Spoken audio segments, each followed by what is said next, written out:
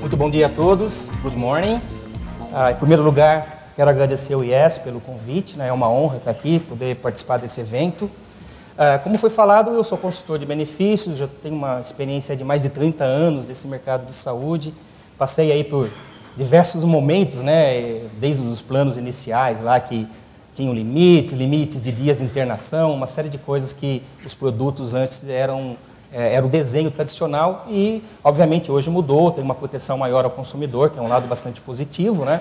Mas eu vou falar aqui do empregador, né? Que, como o Luiz já mostrou, é quem certamente movimenta todo esse mercado, né? 66% dos beneficiários de planos de saúde estão vinculados a contratos coletivos empresariais. Então, se esse mercado diminuir, certamente diminui o número de usuários cobertos, né? Diminui a força de negociação, diminui as receitas de laboratório, de hospitais e uma série de coisas. Então, por isso que é importante a gente ter esse mercado, né, cada vez mais saudável e que mais e mais empresas consigam oferecer planos privados de saúde para seus empregados. Tá?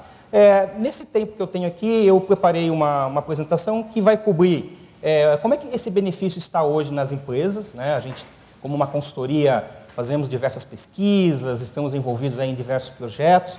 Falar um pouquinho também de qual é o grande desafio delas hoje, né?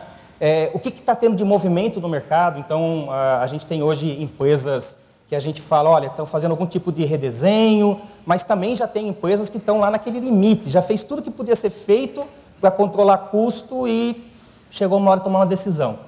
Cancelo o benefício, não cancelo, né? Reduzo o benefício, elimino cobertura. Então, tem empresas que estão realmente já nesse momento hoje. Né? E eu termino, né, na verdade, falando o seguinte, na visão da consultoria e minha visão, não tem como manter esse benefício sustentável se não houver divisão de responsabilidades com quem usa o plano. Porque hoje está muito cômodo, né? A pessoa tem uma carteirinha, não tem limite, gasta o que for, se não cobre vai na justiça, entra com liminar, então está muito cômodo para o indivíduo. Né? Aí quando ele vai, por exemplo, comprar um seguro de carro, ele se sujeita a pagar uma franquia de R$ 1.500, né? Na saúde dele, ele não se sujeita a dividir custo com a empresa dele a ponto de manter o benefício sustentável.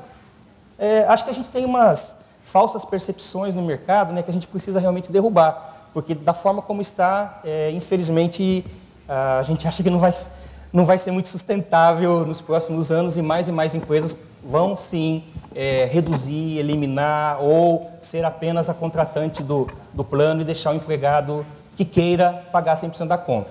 Bom, o Luiz já mostrou essa informação aqui, né? Então, a única diferença é que ontem, assistindo o Jornal Nacional, teve uma divulgação da pesquisa lá do IBGE, então nós já somos 206 milhões de brasileiros, né?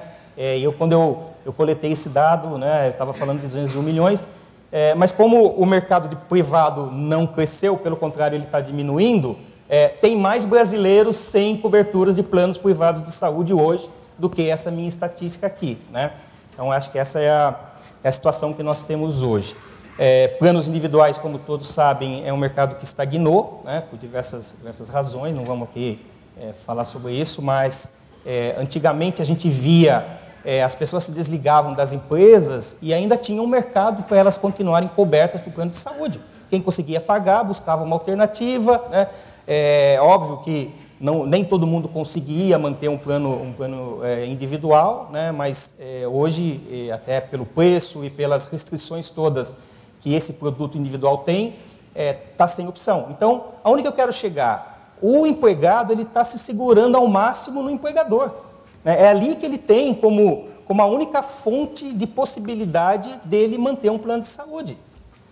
Ele pode contratar um plano de entidade de classe, também, mas a gente sabe que os preços também não são tão competitivos assim, também não tem nenhuma garantia. Né? Se uma entidade de classe resolve cancelar o contrato, é livre negociação, né? Ele também vai ficar descoberto. Então, por isso que cada vez mais as empresas vão à justiça, questionam os demitidos e aposentados que têm direito, brigam por valores, porque eles veem na empresa o único local, né, que elas seguram para garantir ter cobertura de plano privado. Tem, né? E o que é interessante com o benefício de saúde De todo o pacote de benefício que as empresas oferecem, esse é o único que não tem como prever o custo do ano seguinte. Se você pegar qualquer outro benefício, seguro de vida, plano de pensão, plano odontológico, auxílio informático, tudo a empresa faz lá o budget dela e acerta quase que na mosca, né? Porque ele está mais vinculado a um crescimento por inflação, crescimento da folha salarial. Então, o plano de pensão, sabe se a folha crescer, o match que ela faz nas contribuições dos empregados vão acompanhar esse crescimento, então ela acaba tendo lá uma certa previsibilidade. Aqui ela não tem. Ela nunca sabe se ela vai gastar 10, 15, 20% a mais do que ela gastava no ano anterior. Então, para quem faz gestão desse benefício, é um desafio constante, né? E ter que explicar lá para o diretor financeiro por que estourou o budget com esse benefício, acho que é outro desafio também bastante interessante. E a gente nota também que ele é um benefício que é estendido para os familiares, né? Então, quando a gente tem um empregado sem plano de saúde, eu estou dizendo que tem 3 brasileiros sem plano de saúde privado, na média, né? Se você tem lá um empregado que não tem mais plano de saúde, a esposa não tem e provavelmente o filho não vai ter. Então, a cada empregado sem cobertura, eu estou falando de 3 a 4 brasileiros sem planos privados de saúde. Tá? Essa uma conta bem simples, né? E as empresas, elas são, hoje, né, a grande maioria, nosso banco de dados, lá de cerca de 400 empresas que participam das nossas pesquisas, todo mundo estende cobertura para companheiro do mesmo sexo. As empresas têm essa visão, sim, de dar cobertura para o familiar, que é um benefício importante, né? E não fica só no plano de saúde, né? Hoje o empregador investe muito dinheiro também nos programas de wellness, nos programas de saúde e bem-estar. Por quê? Porque tem uma relação aí com a saúde do empregado e a produtividade. Ele precisa ter um empregado bem de saúde para que ele possa produzir. A gente discute muito aqui no Brasil que nós temos uma baixa produtividade. Imagine se a população ainda estiver doente. Aí é que a gente não vai ter produtividade nenhuma, né? Então, quando a gente observa o que as empresas oferecem, então, a maioria delas vacina, né, apoio à maternidade. Esse gráfico aqui, essa barrinha azul, é que já tem, né, em 2015, quando os dados foram coletados, já era um programa existente. O mais clarinho é que está planejado para 2016 e o cinzinha, verdinho aí, é cogitado para 2017 e 2018. E aqui tem um benchmark, né, a gente compara Estados Unidos versus Brasil, então apenas um para ficar claro, né? 82% das empresas que participam da pesquisa têm vacinas, né, oferecem vacinas no local de trabalho, né? Aqui, basicamente, é a vacina da gripe. E quando compara com os Estados Unidos, 88% das empresas oferecem lá a vacinação. Então, a gente está 6% abaixo quando comparado com os Estados Unidos, mas na América Latina como um todo, a gente está 4% acima, porque na média na América Latina, tirando o Brasil, nós estamos falando de 78%. Então, você tem eu só peguei alguns exemplos, né, porque esse gráfico ele é maior, mas para mostrar que, além do programa de saúde tradicional, as empresas investem bastante dinheiro em outros programas e visando, sim, ter os empregados com uma boa condição de saúde e ter todo o efeito disso em relação à produtividade. Há uma discussão no mercado hoje que, nos Estados Unidos já está bem mais avançado, que é a cultura de saúde, né? Hoje as grandes empresas aqui falam muito de ter uma cultura de saúde. E basicamente é assim, ter toda a companhia, todo mundo, desde o principal executivo até o de menor nível, com esse conceito de que ele tem que cuidar da saúde, o ambiente de trabalho tem que ser propício para ter uma cultura de saúde, né? As empresas têm que ajudar o empregado a entender os programas, né? E não focando só também nas questões físicas, né? Hoje, essa pesquisa que nós publicamos e que está disponível no site da Willis Towers Watson, ela tem uma informação lá que é muito importante. O maior risco hoje, a saúde dos empregados, e que foi identificado pelas empresas, é o estresse.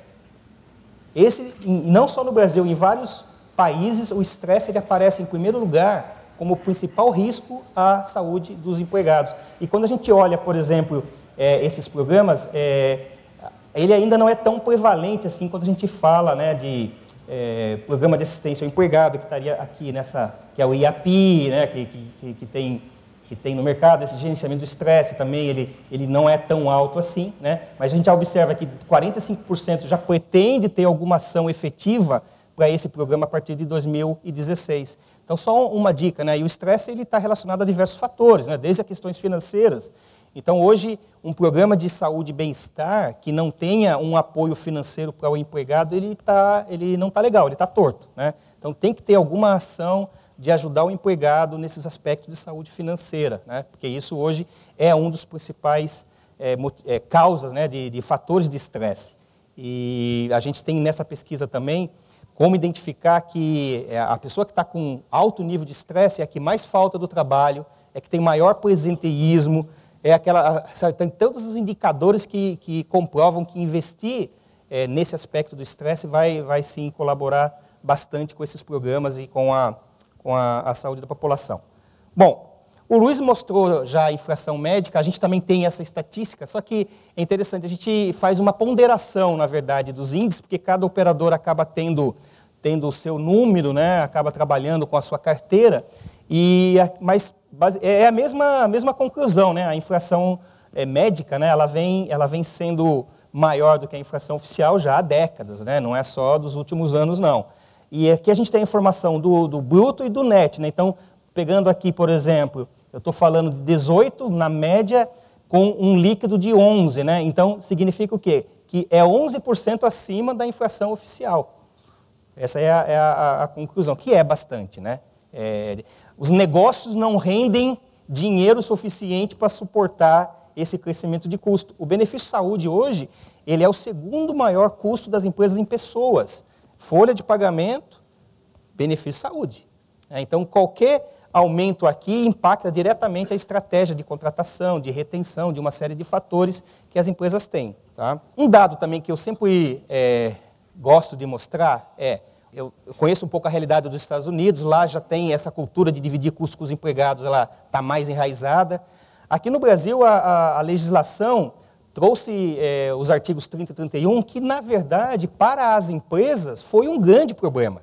A intenção óbvia, que foi muito boa, né? Permitir que ex-empregados, ao se desligarem, serem demitidos ou se aposentarem na empresa, ficassem cobertos com plano de saúde. Na teoria, ótimo, né? Mas eles ficam lá no contrato do empregador, né? Gerando um custo muito maior do que o empregado que está na ativa, né? Tem casos no Brasil hoje de empresas que já têm mais aposentados do que ativos no plano médico. Ela tem mais gente fora da empresa do que dentro dela, e ela tem que administrar isso, né? E aí o que acontece? As empresas, quando se depararam com essa situação, elas chegaram à conclusão que, olha, era muito legal, eu gostaria sim de ajudar o meu aposentado a manter um plano de saúde, mas não tem condição, né?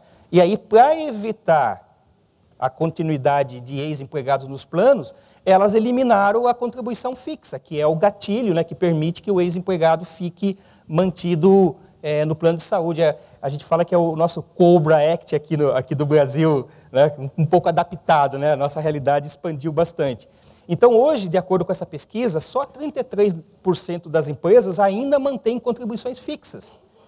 Então, o resultado disso é que elas assumem a maioria dos custos. Então, qualquer aumento de custo do plano de saúde impacta direto o orçamento do empregador. Essa é a realidade que a gente tem aqui no nosso mercado, tá? E o dado também de quanto que o benefício representa da folha de pagamento, o Luiz mostrou. Eu já fiz uma projeção junto com os nossos atuários, né?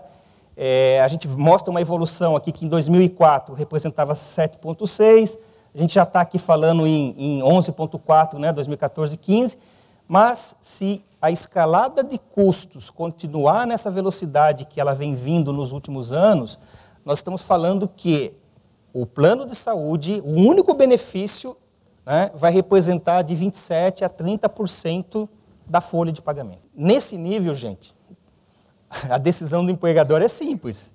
Ou eu mantenho emprego, ou eu mantenho o benefício. Os dois não dá.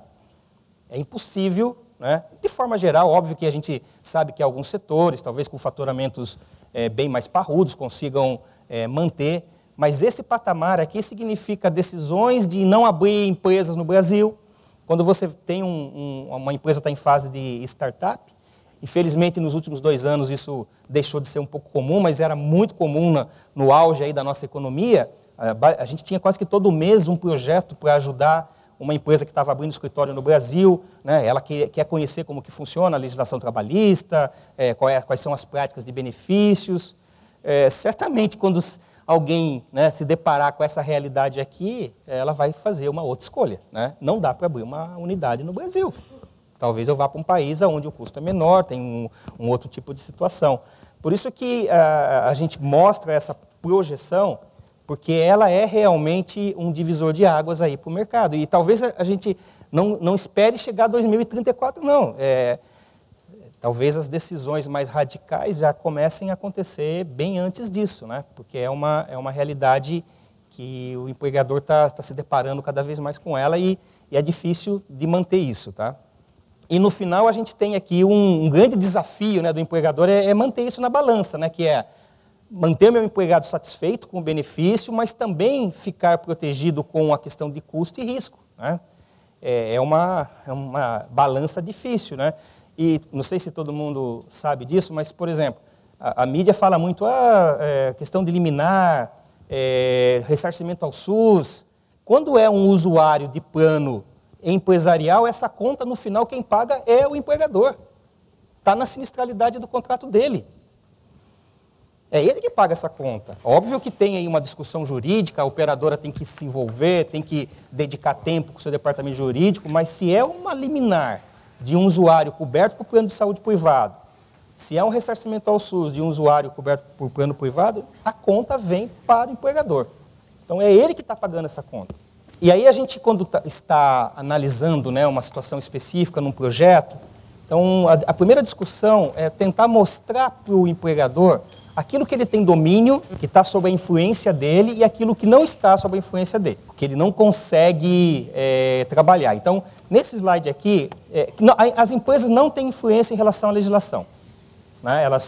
Acho que elas estão mais participativas agora, até foi uma crítica que eu sempre fiz para empregador.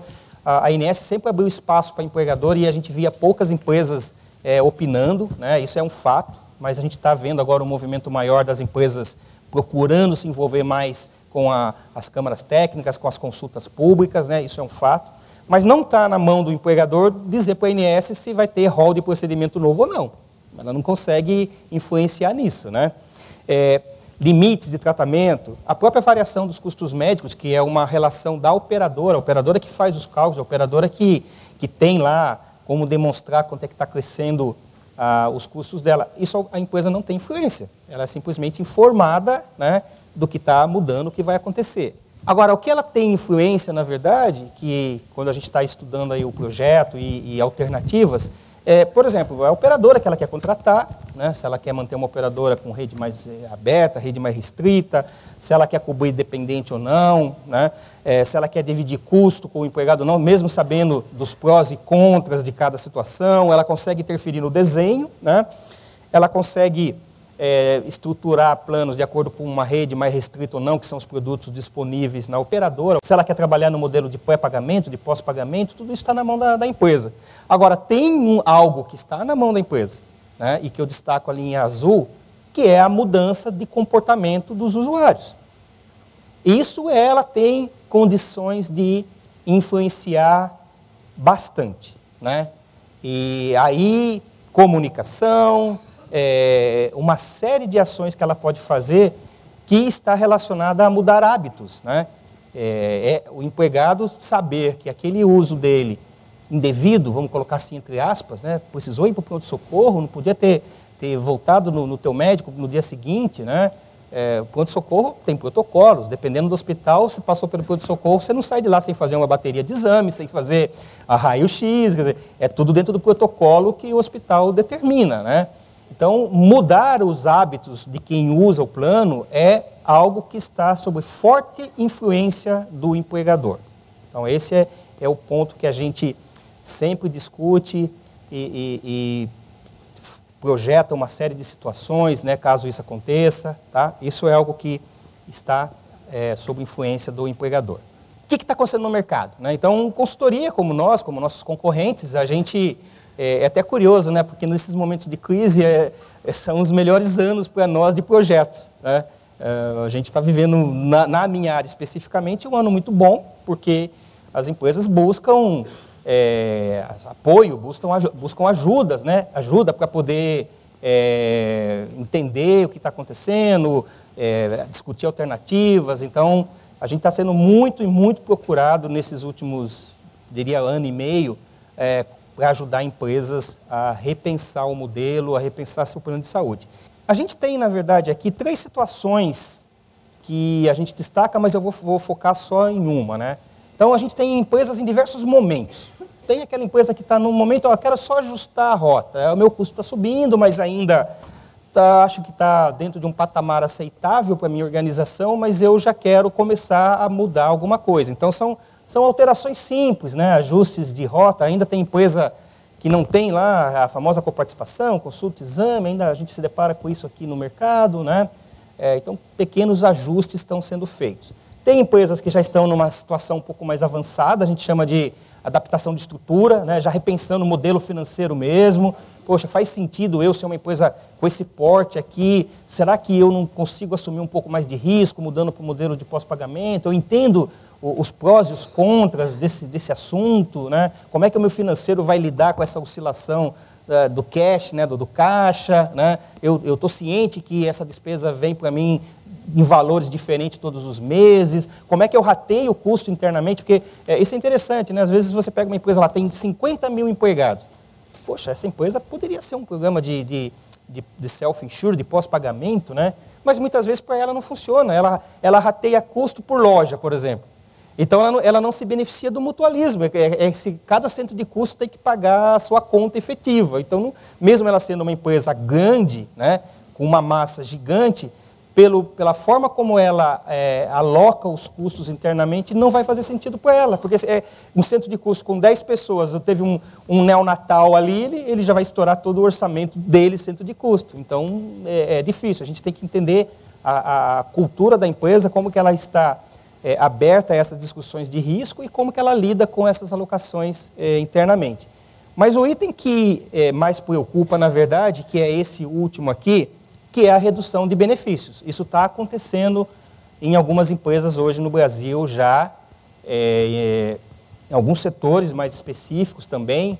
A gente já viu e já está vendo eliminação do subsídio por cônjuge, que vem um pouco uma tendência até nos Estados Unidos, né? Depois com a reforma americana, e também tem lá um conceito dos Cadillac Plans, né?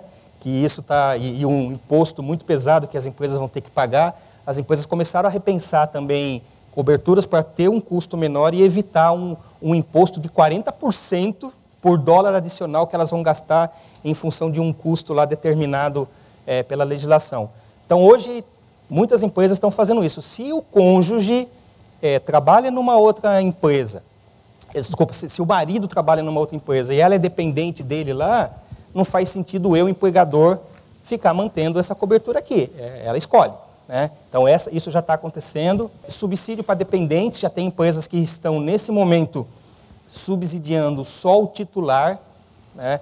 Isso é um pouco perigoso, porque você traz um conceito de antisseleção, né? Se você tem uma família com 4 pessoas, se você tem que pagar o plano das 4 pessoas, óbvio que eu vou pagar para aquele que eu sei que vai precisar usar, né? Então, a gente discute isso com o empregador, olha, pense porque a antisseleção aqui é grande, né? Vai ficar no plano realmente quem precisa de atendimento médico, né? Mas já tem empresas fazendo isso. E eu conheço dois casos já de empresas importantes que já estão eliminando o subsídio até para os empregados.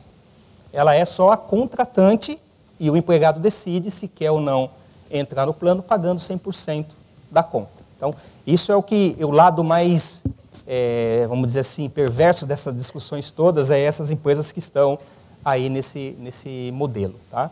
Falando tudo isso, né, dividir responsabilidades é um caminho? Eu afirmo que sim, é um caminho. A gente precisa parar de achar que o usuário de plano de saúde tem que ter cobertura ilimitada, né? Acho que é impossível a gente pensar nisso. Qual produto que existe hoje que tem cobertura ilimitada? Seguro de vida tem lump sum, tem indenização ilimitada? Não, tem. Tudo tem um certo limite. Né? Por que plano de saúde não tem que ter limite, não pode fazer o empregado, o participante, pagar um pouco mais da despesa? Eu penso que assim, a preocupação com o plano de saúde é o evento catastrófico. É ele se internar, não sabe se vai ficar 5 dias, 1 mês, 20 dias. Isso assim, né? Para mim faz todo sentido você dar uma proteção total para ele. Né? Porque aí ele não vai precisar vender carro, não vai precisar vender o imóvel para pagar a conta, aí faz todo sentido. Agora, ele ter uma cobertura ampla, sem nenhum tipo de responsabilidade, acho que não faz nenhum sentido e acho que esse não é o caminho, na minha opinião. Tá? Aqui, assim, um dado que eu trouxe que é interessante, isso é um caso real, isso é uma autogestão. Né? Por que eu trouxe isso? Porque foi interessante a discussão. Ele falou: César, eu faço aqui um trabalho gigante, eu negocio bem, eu estabeleço pacotes, eu faço aquilo que os livros me mandam fazer como a melhor prática de gestão de plano de saúde. Só que o meu custo cresceu 17%, né, no ano passado. Como é que eu explico isso para o meu diretor financeiro? Aí ele mostra lá, olha, quando eu olho, aqui a gente fala de período 1, período 2, estou comparando 2 anos. Então, estou falando de diversos, né, procedimentos, né, a frequência de um ano para outro, o custo médio de um ano para outro e o resultado. Então, quando a gente olha aquilo que envolve dinheiro, cresceu 3%. A gestão dele, né, com negociações, com uma série de coisas, fez o custo dele crescer 3%. Só que a frequência cresceu 13%. No geral, cresceu 17%. Então, assim, como é que ele consegue, né, explicar internamente que ele faz um monte de ação, que ele trabalha bem as negociações, que ele segue as melhores práticas de gestão de plano de saúde, mas o custo dele cresce 17%? É porque aqui a frequência é ilimitada. As pessoas não se preocupam em pagar algo. Com participação numa consulta, se uma consulta é R$70, você pagar 20%, R$14, isso muda comportamento, né? Então, são essas coisas que fica difícil, né? E tem um efeito, eu não sei se nos estudos do IES a frequência é um componente pesado, né, nas definições dos índices, mas não é só esse caso. Eu faço essas análises para vários clientes. A frequência é, muitas vezes, os dois juntos, né? Mas, via de regra, o aumento da frequência de um ano para outro é o principal causador do crescimento de custo. Tá? Ou quando tem algum evento catastrófico, não previsto, uma internação muito pesada, né? Isso também desvia bastante. Mas numa situação normal, a frequência impacta diretamente aí o crescimento dos custos. Tá? Isso aqui é um caso real. É uma empresa, né? Ela tem alguns níveis de plano e um deles não tem coparticipação nenhuma. Nenhuma. O sindicato interferiu, achou que para esse nível não deveria ter coparticipação, nenhum tipo de pagamento. É a população mais jovem da companhia, está aqui, e eles fazem, em média, 7 consultas por ano. Para um grupo que ela conseguiu colocar coparticipação de 10% em consultas, a frequência já cai para 6,79%, 20%, 5,58%. Né?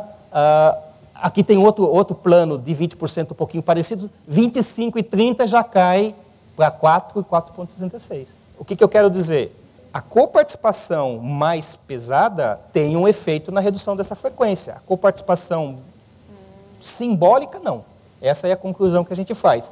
E você ter essa redução aqui de quase 3 consultas, isso significa uma redução de exames, de terapias, é uma coisa que leva a outra, porque a consulta é a porta de entrada. Né? Então, se você evita uma consulta teoricamente desnecessária ou uma consulta que a pessoa poderia realmente não precisar fazer, você tem uma consequência natural em todos os outros procedimentos. Tá?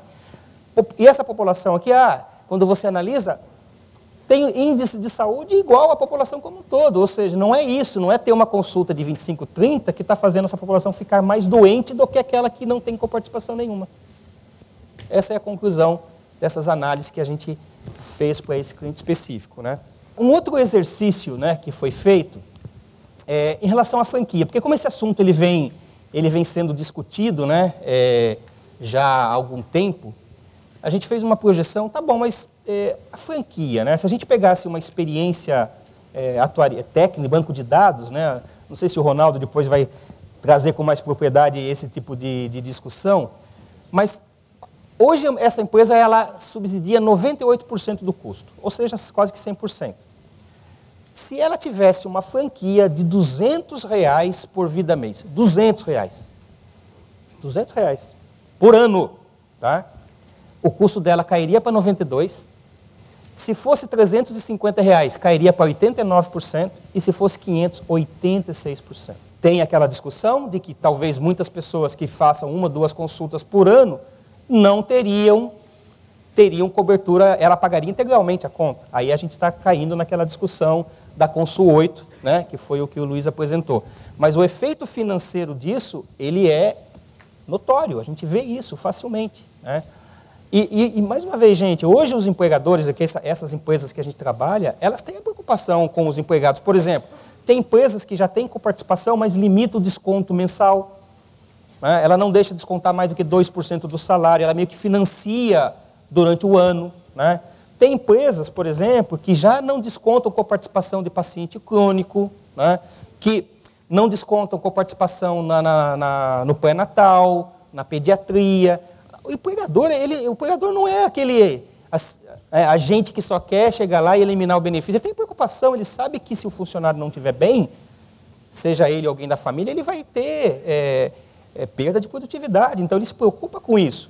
Muitas vezes, quando tem coparticipações lá de 30%, ele não deixa descontar do salário dele mais do que um X% e financia até ele poder pagar. Então, já há uma preocupação do empregador em garantir o bolso do funcionário, mesmo com essas regras que são aplicadas. Por isso que quando a gente fala dessa discussão de você ter condições de ter um produto, né, onde possa ser uma franquia casada com um conceito de Health Savings Account, ou de poupança para a saúde, certeza absoluta, o empregador vai apoiar. A gente já fez discussões, a gente já fez seminários lá na Willis Towers Watson no passado, só para falar disso.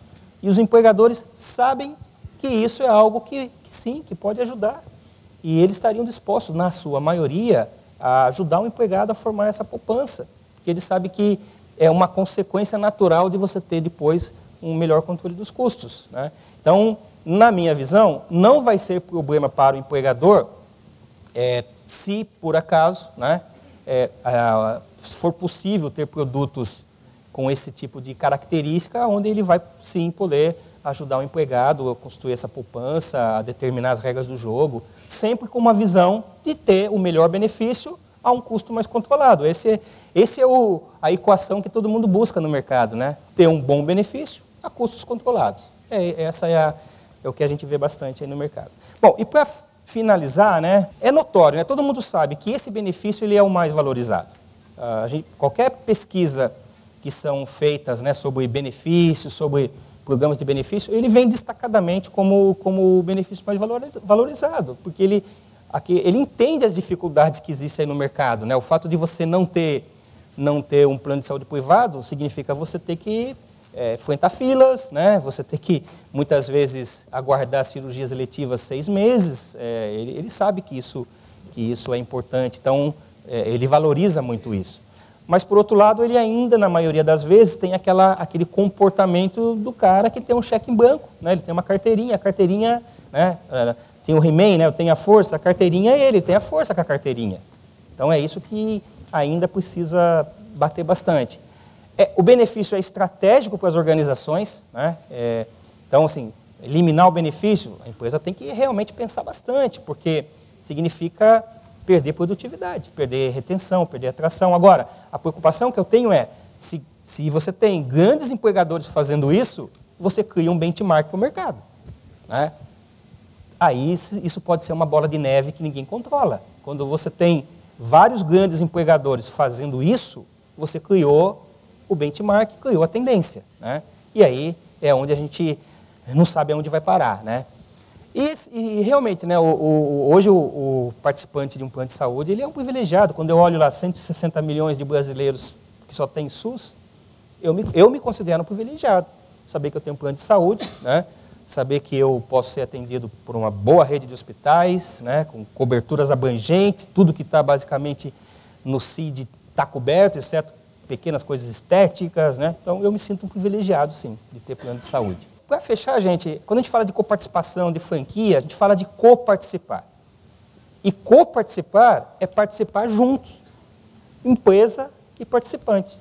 Se não houver essa coparticipação, eu acho que a gente vai estar muito mal posicionado daqui a alguns anos, e aí sim a tendência de redução cada vez mais drástica de benefício vai acontecer. Tá bom? Muito obrigado, gente.